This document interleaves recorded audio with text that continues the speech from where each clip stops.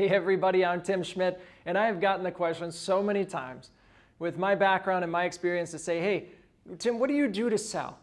What is it that you do that's so different than what other people do that can take a product from an idea and just make it explode, right?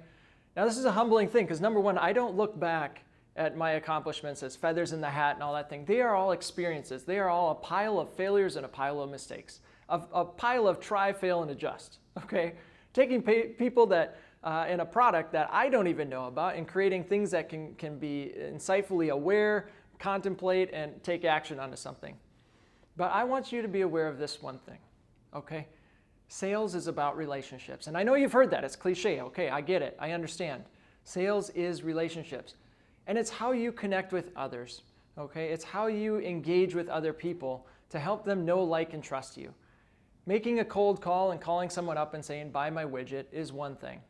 But to be out and about in the community, doing something good and asking others about their family and their needs and what they're doing, and suddenly you strike up a conversation, the two of you are going back and forth, become friends, and they say, hey, by the way, I hear you sell a widget.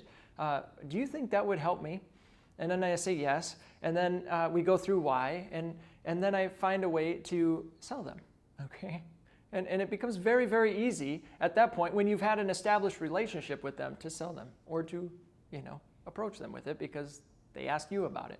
Oftentimes when I'm at a trade show, the same kind of thing goes on. I say, wow, excuse me, I love your watch. Where did you get that? And they're like, oh yeah, my watch. And they start telling me a big story about how they got it at Trident Jewelers down in St. Martin, and it was a wonderful experience. And man, it's just the gem of their life, and they're so excited about it. And all of a sudden they do this thing, and they look up, and they go, what is this? What is this product that you are talking about here? And lo and behold, we strike up a conversation that they asked me about, and I get talking about it. Now here's the key. Don't keep them too long at your booth, or you will lose, okay? If you start pulling out flyers and brochures and flip charts and going through a full presentation, and you're like, hey buddy, here's what I got, and you got the salesman teeth on, and you charming them now. Not gonna happen. My goal is, if there's a second person in the booth, to get the conversation to lead until I can introduce them to the person in the booth, because then clearly they want more information, and then I introduce them and kind of pass them along. Or better yet, what I do is I create dialogue. I tell them about my product in a quick elevator speech type way, and I talk about some positive things and how it would, and why it would be beneficial to them to engage with this product. And then from there, I do something unique. I pause the information, I pull it back away, and I say, but you know what? Did you know that there is a Caribou coffee stand just down the booth end here? And they are giving away free coffee, and it is awesome. Or, hey, did you know that so-and-so in the booth just across from here would also love to meet you because of your background and whatever, and so on and so forth? Time out, we're gonna pause our conversation. I wanna continue this conversation with you next week when we don't have all this going on. Trust me, there's plenty to see here, and there's some cool stuff within this trade show. Let's follow up next week. Why don't I just throw your cell number in my phone, and we'll continue this conversation next week. How does that sound? Sounds great. And suddenly I'm sending them a V card, or a little contact card from my cell phone to their cell phone. And now I've got their number, I've got some notes on them, I've got their name, and I've got their cell number in my cell phone. Okay? And here's the beauty. When I left the conversation, I was telling them all the great things that were out there, and it was no longer about me. It was about them having the best experience at that show. And then I leave the conversation with, I look forward to connecting with you in the future so we can continue our conversation. How many people in that trade show are saying, let's continue our conversation? Not many, not many. And what's happening is they're like, hey, you wanna buy my widget? Hey, you wanna buy my stuff? Hey, check this out. Here's a free flyer. Here's 10% discount. I don't care if you give me 100% discount. I don't want your stuff.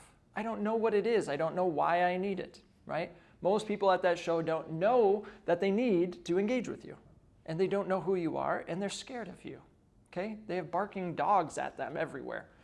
So now you end your conversation with, I look forward to continuing our conversation in the future. They go on their merry way. You may run into them along the show, and you continue your conversation sooner. That's okay. You may run into them at an after party. They're excited to meet you because you made friends, okay? They're excited to meet you because you made friends. I'm saying that a second time because it's true. When I go to my after parties, it isn't so much about trying to get another prospect. It's more just engaging and continuing my conversations that I had, which, by the way, all started from, hey, nice watch, right? Funny story about this, I had a friend, J.R. Burgess, and we were doing a show together talking to doctors, and I was telling him how to pay compliments, right? And a lady walked by and I said, hey, that's a beautiful purse. My wife has a purse collection. She collects a certain purse, and where did you get it? And she starts talking about her purse. And she goes on, and JR says, this is really kind of fascinating. Let me try, right? And so this lady comes walking by, and he says, you must work out.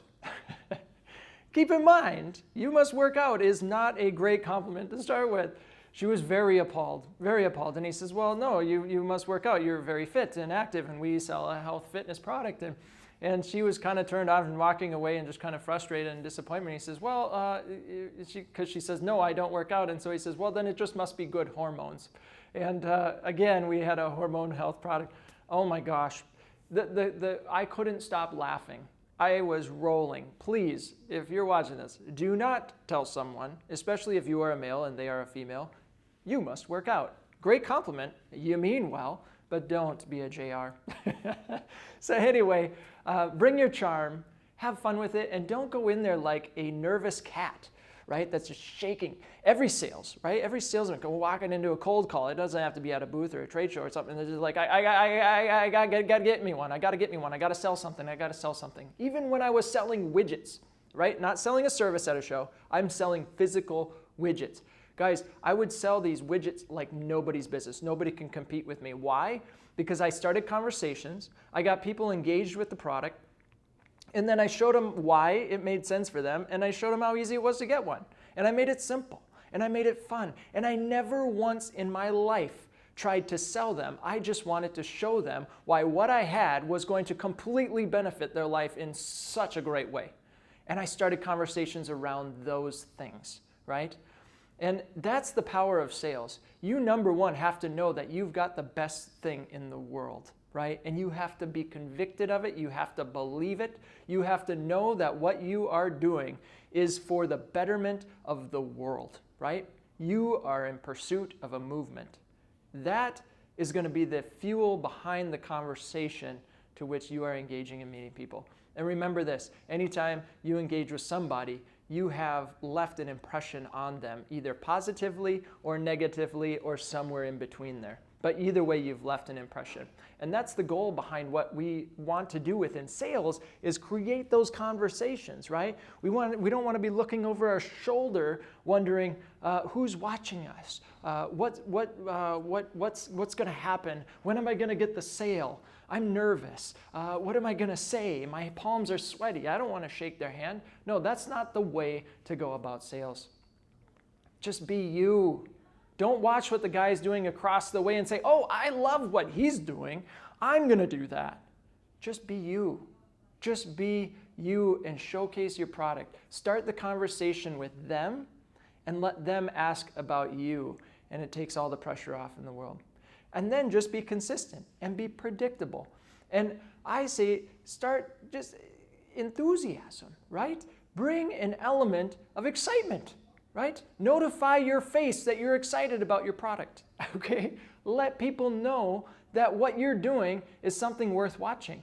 And anytime that you get somebody engaged with you and you pull them into their booth and somebody else is just kind of passing by, please include them in the conversation, okay? Include them in that conversation and say, hey, come here. Here, no, listen, you should meet so-and-so. They're great. And you introduce the two of them, and then the three of you are talking. And I will tell you this, if you go out in the middle of the street, in the middle of a city, and you just stop and you look up, and you just stare into the sky, you will start to notice a strange phenomenon. Other people around you will start to stop, and they will start to look up, and they will wonder what you're looking at. And as two people stop and look up, and a third, and a fourth, and suddenly a fifth, all of a sudden you've got a whole group of busy people stopping and looking up. Why? When you can create the power of a group, you will sell more product. You will create more engagement. If your booth is stacked chock full of brochures at the beginning of the show, and you're now moving into the fourth quarter of the show, right, towards the end, and you still have stacked full brochures, you're obviously boring, okay? Here's what I mean by that. Get people to stop at your booth, create groups, get your stuff into their hands, put it in their hands, whether they have to buy it or leave it, doesn't matter, put it in their hands.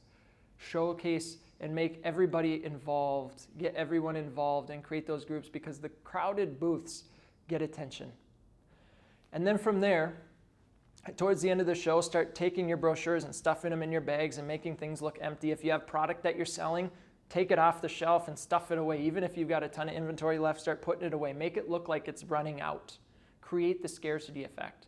Because people are going to go, oh my gosh, yeah, do you have this color yet? Do you have this product yet? I was going to buy it at the beginning of the show, and now I see they're almost gone.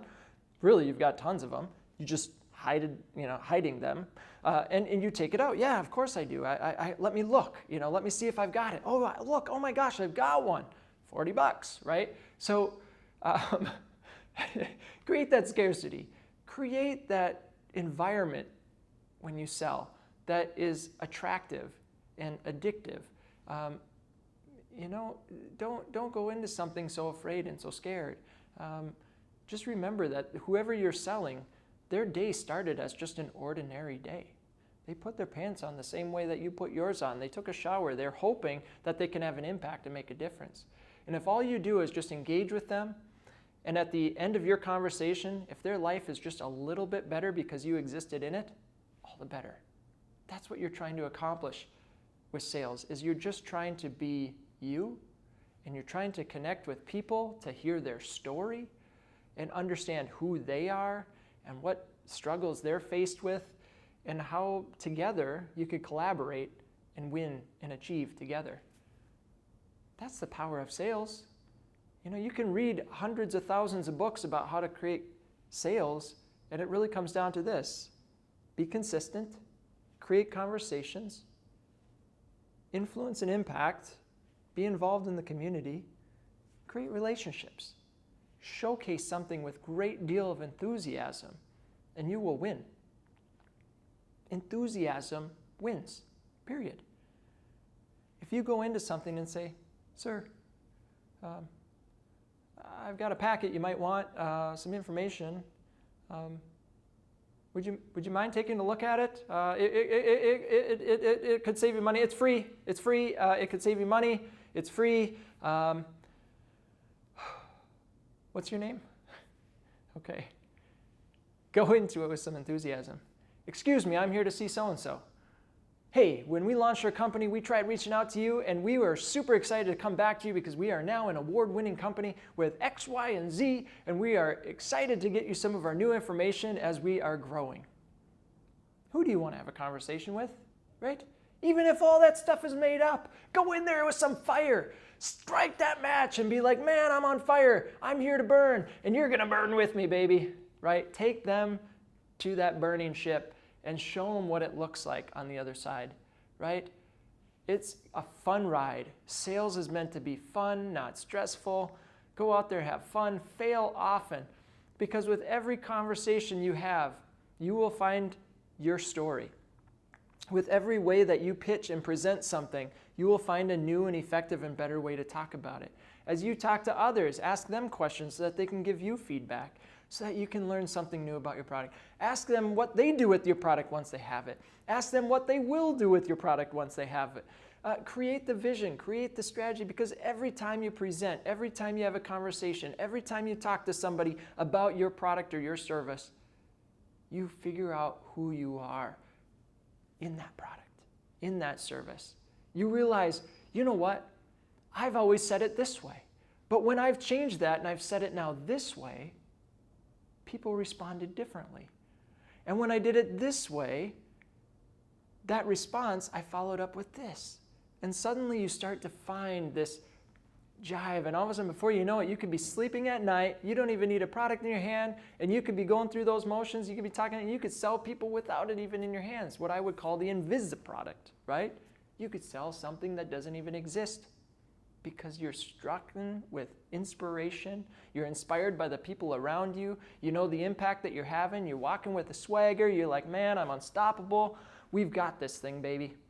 And all of a sudden you're like telling your wife how this is growing and that's growing, and the two of you are going to win, and it's just like, man, all of a sudden your kids are speaking certain things, and your language is right, and your thought process is right, and you're speaking good things, and your goals are happening, and people start showing up, and then bam, you're surprised with cool stuff, right? And when you least expect it, the floodgates open, and bam, new things come in, and new injections of new prospects are hitting your doorstep, and you didn't even see them coming. And those surprises are the elements that we live for in sales. Because most of the time when I'm at a show, most of the time when I'm at a networking event, I'm not there to sell the people that I'm there with. I'm there to tap into their influence. I'm there to show them what I do and then tap into their influence. And it's what I call a product or service evangelist. If I can educate them, I don't have to do as much work because I'm only one. But if I can get 10 to talk about me the way that I would talk about me, and then if I could get those 10 to talk to 5 more about how they could talk to me and talk about me and all these things, and all of a sudden now I've got these evangelists running around saying, oh my gosh, you got to meet so-and-so. That's way more powerful.